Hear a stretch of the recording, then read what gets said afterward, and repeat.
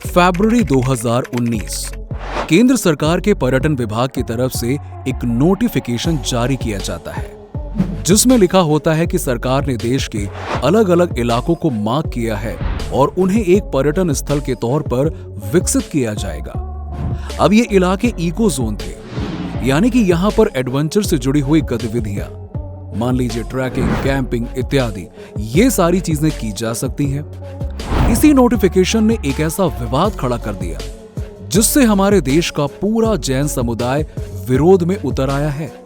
और सिर्फ जैन समुदाय ही नहीं, सभी हिंदू धर्म के लोग भी सरकार का पूरा विरोध करते हैं, चाहे वो केंद्र सरकार हो या राज्य सरकार। लेकिन सवाल ये है कि आखिरकार ये मामला क्या है, क्या विवाद है ये जिसने शांतिप्रिय जैन भाइयों को भी विरोध करने पर मजबूर कर दिया।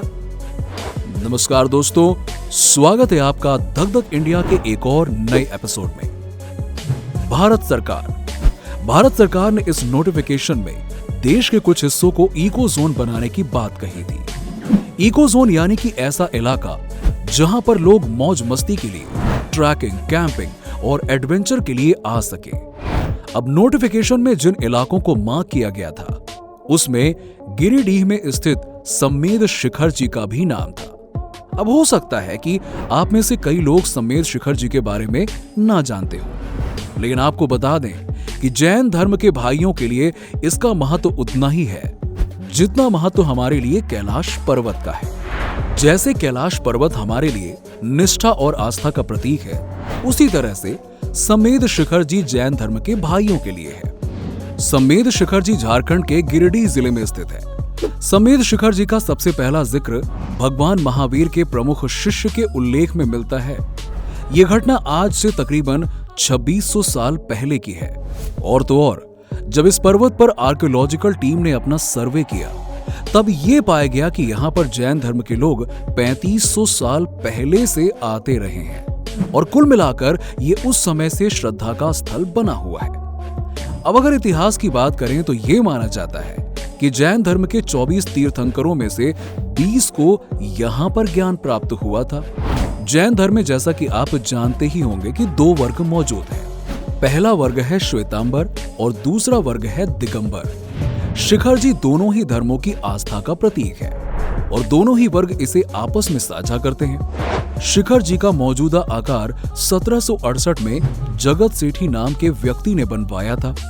शिखर जी के मुख्य मंदिर में पहुंचने के लिए 9 किलोमीटर की चढ़ाई चढ़नी पड़ती है। अब आपको ये जानकर हैरानी होगी कि इस पर्वत पर कोई भी व्यक्ति चप्पल या जूते पहनकर नहीं चढ़ता। इसके पीछे 2 कारण हैं। पहला तो ये है कि जैन धर्म के अनुयायी अहिंसा में विश्वास करते हैं और उन्हें लगता है कि अगर चप्पल पहनकर चलने से कोई चींटी भी उनके पैर के नीचे आकर मर जाती है तो इससे बड़ा पाप और कुछ हो ही नहीं सकता। अब आज के समय में हम जिस दुनिया में जी रहे हैं उसमें ऐसे विचार ही हमारा उद्धार कर सकते हैं। आखिर प्रकृति ने ही तो हमें सब कुछ दिया है। खैर, बात करते हैं दूसरे कारण की। ये पर्वत श्रद्धा का प्रतीक है, इसीलिए इस पर आदर के भाव से भी चप्पल और जूते नहीं पहने जाते। अब आपको जानकर हैरानी होगी कि 9 किलोमीटर चढ़ना, 9 किलोमीटर उतरना और उसके बाद 9 किलोमीटर की ही परिक्रमा भी जोड़ लीजिए तो ये टोटल 27 किलोमीटर श्रद्धालु नंगे पैर पूरा करते हैं। चाहे रास्ते में कंकड़ हो या पत्थर, कई लोग जो ऊपर चढ़ नहीं पाते उनके लिए अलग अलग श्रद्धालु डोली लेकर आते हैं ताकि कोई भी दर्शन और परिक्रमा से वंचित न रह जाए। खैर दोस्तों, भूगोल और इतिहास के बाद अब बात करते हैं राजनीति की। उस राजनीति की जिसने हमारे धर्म स्थलों को अब विवादों में लाकर खड़ा कर दिया। विवाद की शुरुआत जिस नोटिफिकेशन से हुई थी उसमें सम्मेद शिखर जी को पर्यटन स्थल के तौर पर विकसित करने की बात हुई थी। अब आप सोचेंगे कि ये तो बेहतर है क्योंकि इससे प्रचार प्रसार होगा, साथ ही साथ अधिक से अधिक लोग सम्मेद शिखर जी आएंगे, जबकि ऐसा नहीं है। क्यों? आइए समझते हैं विरोध को पॉइंट्स में। पॉइंट नंबर 1, ये कोई पर्यटन स्थल नहीं है। सबसे ज्यादा बेसिक बात तो यही है कि ये कोई पर्यटन स्थल नहीं है, ये आस्था का स्थल है। लोग अगर यहाँ पर आस्था लेकर मन में आएंगे तो उससे उन्हें भी फायदा होगा और इस जगह को भी। वरना आपने देखा होगा कि लोग पर्यटन स्थलों का क्या हाल करते हैं, किस तरह उन्हें देखने लायक नहीं छोड़ा जाता है, चाहे गंदगी फैलानी हो या फिर कोई और कुकर्म हो। भारत में कोई भी पर्यटन स्थल ऐसा नहीं है जहां पर इस तरह की समस्याओं को ना देखना पड़ा हो। लोग उस जगह के अस्तित्व के साथ ही छेड़छाड़ करने लग जाते हैं। और जरा सोचिए, जिस शिखर जी पर लोग पांव रखने से पहले जूते चप्पल तक उतार देते हैं, उस पर कूड़ा कचरा फैलते देखकर श्रद्धालुओं को कैसा महसूस होगा। लोग यहां आते हैं ताकि वो अपने मन को शांत कर सके, अपने भीतर झांक सके, खुद से बातें कर सके और खुद को दोष रहित जीवन की तरफ ले जा सके। जब लोग पर्यटन के लिए आएंगे तब क्या वो ऐसा करेंगे? हिमाचल के पहाड़ों की हालत क्या हमसे छुपी हुई है? इसीलिए सबसे जरूरी और पहली लाइन की बात यही है कि ये श्रद्धा का स्थल है, पर्यटन का नहीं। पॉइंट नंबर 2, व्यभिचार। अब विवादों का दूसरा सिरा है व्यभिचार। अगर सिर्फ समेध शिखर जी को एक पर्यटन स्थल के तौर पर प्रचारित किया जा रहा होता तब भी कोई समस्या नहीं होती, क्योंकि एक तरह से यहाँ के लोग अपने ऑब्जेक्टिव्स खुद सेट कर सकते थे कि ये एक श्रद्धा की जगह है और यहाँ पर नियमों के हिसाब से ही आप आचरण कर सकते हैं। लेकिन समस्या ये है कि जिस नोटिफिकेशन से ये सब विवाद हुआ उसमें शिखर जी को सामान्य पर्वत की तरह ट्रीट किया गया था।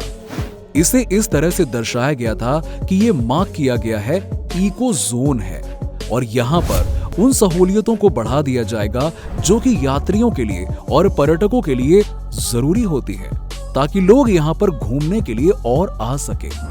ना तो इस तरह कोई इंस्ट्रक्शन था कि इसे श्रद्धा के स्थान की तरह विकसित करना है, ना ही इस तरह की कोई इंटेंशन थी।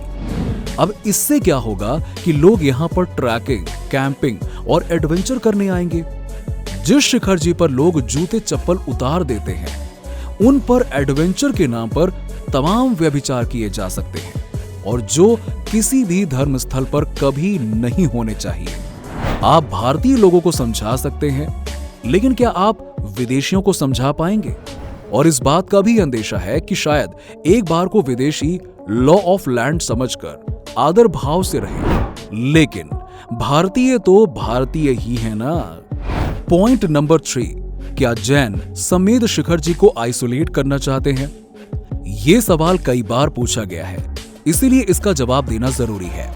क्या जैन धर्म के अनुयायी चाहते हैं कि समेध शिखर जी पर सिर्फ वही लोग आए? इसका जवाब देने से पहले बात करते हैं शिखर जी के आसपास रहने वाले आदिवासियों की। शिखर जी पर्वत के आसपास बहुत से आदिवासी रहते हैं और आपको जानकर हैरानी होगी कि वो आदिवासी ना तो जैन धर्म को मानते हैं और ना ही ये उम्मीद की जा सकती है कि वो जैन धर्म को जानते होंगे। लेकिन फिर भी इस दर्शन स्थल पर दर्शन करने के लिए या परिक्रमा करने के लिए जैन श्रद्धालुओं से भी ज्यादा संख्या में स्थानीय आदिवासी आते हैं। आप कभी यहां आएंगे तो आप जैन श्रद्धालुओं और उनमें सिर्फ वेशभूषा से या बोली से ही अंतर कर पाएंगे, वरना उनकी श्रद्धा भी जैन श्रद्धालुओं जैसी ही है। वो वहां प्रकृति का पूजन करते हैं, जैसे कि भगवान श्री कृष्ण ने हमें गोवर्धन प्रसंग के समय करने के लिए कहा था। अब इस सवाल का जवाब तो आप भी जान चुके होंगे कि क्या जैन समेध शिखर जी पर्वत को आइसोलेट करना चाहते हैं? जवाब है नहीं।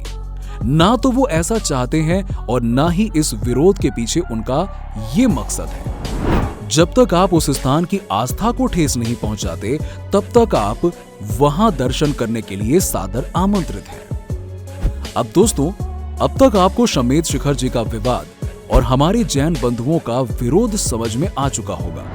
अब बात करते हैं सॉल्यूशन की। सबसे पहला सॉल्यूशन तो यही है कि उस नोटिफिकेशन को एडिट किया जाए या वापस लिया जाए। वीडियो बनाने तक अपडेट यही है कि केंद्र सरकार ने ऐसा कर दिया है। दूसरा ये कि देश में जैन धर्म के धार्मिक स्थलों को जिस हिसाब से विवादों से जोड़ा जा रहा है, ये सिलसिला खत्म होना चाहिए। ऐसा ही एक विवाद पालिटाना तीर्थ से भी जुड़ा हुआ है, जो कि गुजरात में है। अब विवाद ये था कि यहाँ भी मंदिर को क्षतिग्रस्त किया जा रहा था और इसका अस्तित्व खत्म करने की कोशिश की जा रही थी। इसके कई वीडियो वायरल भी हुए थे। हालांकि मंदिर प्रशासन की तरफ से यह कहा गया कि ये सिर्फ मंदिर के एक हिस्से में किया जा रहा है, लेकिन आखिर क्यों? हर जगह की राज्य सरकारों और केंद्र सरकारों को यह सुनिश्चित करना चाहिए कि किसी भी तरह से किसी की भी धार्मिक भावनाएं आहत ना हो। और सबसे आखिरी बात तो यही है कि ये हम सबका साझा इतिहास है। इसका सम्मान और संरक्षण हम सबका बराबर का दायित्व है। सभी जैन भाइयों से निवेदन है कि इस वीडियो को अधिक से अधिक शेयर करें और देश का हर वो हिंदू जो सनातन संस्कृति और हमारे धर्म के तीर्थ स्थानों को बचाने के लिए जैन भाइयों के साथ खड़ा है, वो भी इसे जरूर शेयर करें। ये महज एक मुद्दा नहीं बल्कि क्रांति बनना चाहिए। साथ ही ऐसे क्रांतिकारी वीडियो बनाते रहने के लिए आप अभी धक धक इंडिया को सब्सक्राइब भी कर दीजिए। धन्यवाद।